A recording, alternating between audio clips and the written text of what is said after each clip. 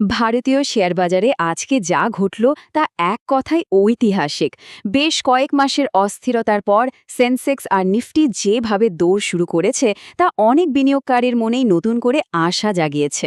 চলুন আজকের এই আলোচনায় আমরা এর পেছনের কারণগুলো একটু তলিয়ে দেখি। ভাবুন একবার, সেন্সেক্স প্রায় ২,৮০০ পয়েন্টের বেশি উঠে গেছে। এটা কিন্তু সাম্প্রতিক সময়ে বাজারের অন্যতম বড় একটা লাভ। এখন সবচেয়ে জরুরি প্রশ্ন হল, এই বিশাল বৃদ্ধির পেছনে আসলে কি কাজ করছে? আর এটাই হলো সেই মিলিয়ন ডলারের প্রশ্ন যা এই মুহূর্তে সব বিনিয়োগকারীর মাথায় ঘুরছে। এই যে বাজার এতটা বাড়ল, এটা কি টিকে থাকবে, নাকি এটা শুধু একটা সাময়িক ব্যাপার? চলুন এই আলোচনার মাধ্যমে আমরা ঠিক এই প্রশ্নটারই উত্তর খোঁজার চেষ্টা করি। বাজারের এই অসাধারণ বৃদ্ধির পেছনে সবথেকে বড় কারণটা কিন্তু আমাদের দেশের ভেতরে নয়, বরং এর উৎস হল আন্তর্জাতিক রাজনীতি। হ্যাঁ, একটা পজিটিভ আন্তর্জাতিক খবরই কিন্তু পুরো খেলার মোড় ঘুরিয়ে দিয়েছে। দেখুন, বিষয়টা খুব সোজা। যুদ্ধ মানেই অনিশ্চয়তা, আর বাজার অনিশ্চয়তাকে একদমই পছন্দ করে না।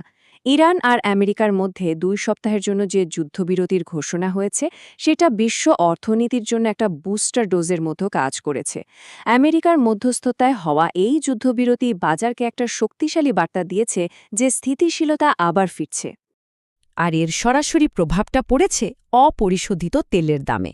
এই চার্টটা দেখলে বুঝবেন, যুদ্ধের ভয়ে যে ক্রুড অয়েলের দাম $১০০ ছাড়িয়ে যাওয়ার উপক্রম হয়েছিল, সেই দামটা এক ঝটকায় $৫৫ নেমে এসেছে। এখন ভারতের মতো দেশের জন্য এটা যে কি দারুণ একটা খবর, কারণ আমরা তো আমাদের প্রয়োজনীয় তেলের বেশিরভাগটাই বিদেশ থেকে আমদানি করি। তাই তেলের দাম কমা মানে মুদ্রাস্ফীতি বা ইনফ্লেশন নিয়ন্ত্রণে আসা, সাথে বড় বড় কোম্পানিগুলোর খরচও কমে যাওয়া। আর তারই একটা পজিটিভ এফেক্ট আমরা আজকে বাজারে দেখতে পেলাম। আচ্ছা, এটা তো গেল আন্তর্জাতিক কারণ। এবার আসি আমাদের দেশের কথায়। বাজারের এই উত্থানের পেছনে দ্বিতীয় যে শক্তিশালী পিলারটা কাজ করেছে, সেটা হলো আমাদের রিজার্ভ ব্যাঙ্ক অফ ইন্ডিয়ার একটা সিদ্ধান্ত। আরবিআই গভর্নর সব জল্পনার অবসান ঘটিয়ে রেপো রেট, মানে যে সুদের হারে রিজার্ভ ব্যাঙ্ক অন্য ব্যাঙ্কগুলোকে লোন দেয়, সেটা 5.25% স্থির রেখেছেন। এটা কিন্তু বাজারের জন্য একটা খুবই গুরুত্বপূর্ণ আর সাহসী সিদ্ধান্ত ছিল। এখন প্রশ্ন হল, এই সুদের হার স্থির থাকাটা কেন এত ভালো খবর? খুব সহজ করে বললে, এর মানে হল সাধারণ মানুষের ব্যাংক লোনের ইএমআই বাড়ার ভয়টা থাকল না। রিয়েল এস্টেট থেকে শুরু করে ইনফ্রাস্ট্রাকচার, সব ক্ষেত্রেই কোম্পানিগুলো নিশ্চিন্তে ব্যবসা বাড়ানোর কথা ভাবতে পারে। সব মিলিয়ে এটা ব্যাংকিং সেক্টরের উপর লগ্নিকারীদের ভরসা অনেকটাই বাড়িয়ে দিয়েছে। বেশ, তাহলে আমরা আন্তর্জাতিক আর দেশের ভেতরের দুটো বড় কারণ তো বুঝলাম। চলুন এবার একটু দেখে নেওয়া যাক যে এর ফলে ঠিক কোন কোন স্টক সবথেকে বেশি লাভবান হয়েছে।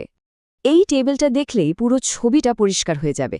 যেমন ধরুন ইন্ডিগো, তেলের দাম কমেছে মানে ওদের প্লেন চালানোর খরচ কমেছে, সোজা লাভ।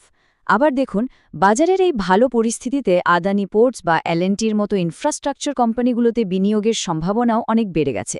আর স্থিতিশীল সুদের হারের কারণে এইচডিএফসি বা বাজাজ ফিন্যান্সের মতো কোম্পানিগুলোর উপর তো মানুষের ভরসা এমনিতেই বেড়েছে।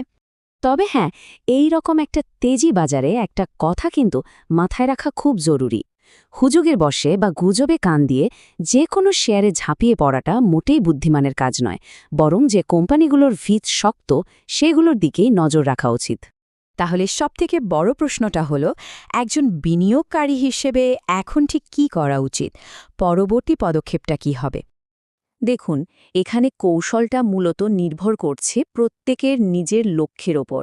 যদি স্বল্পমেয়াদী লাভের কথা ভাবা হয়, তাহলে এটা প্রফিট বুক করার একটা ভালো সুযোগ হতে পারে।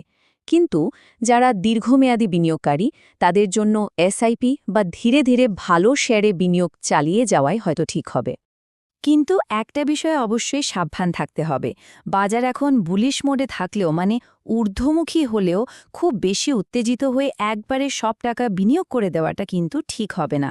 মনে রাখতে হবে, ইরান আমেরিকার এই ব্যাপারটা কিন্তু মাত্র ২ সপ্তাহের যুদ্ধবিরতি, কোনো স্থায়ী সমাধান নয়। তার মানে ভূ রাজনৈতিক ঝুঁকি কিন্তু এখনও রয়ে গেছে। সবশেষে এই প্রশ্নটা আমাদের সবার ভাবনার জন্য রইল।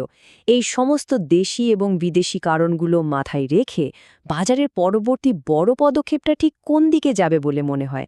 এই অনিশ্চিত বাজারে সঠিক তথ্য আর ঠান্ডা মাথায় বিশ্লেষণই কিন্তু হতে পারে আমাদের সবথেকে বড় সুরক্ষা।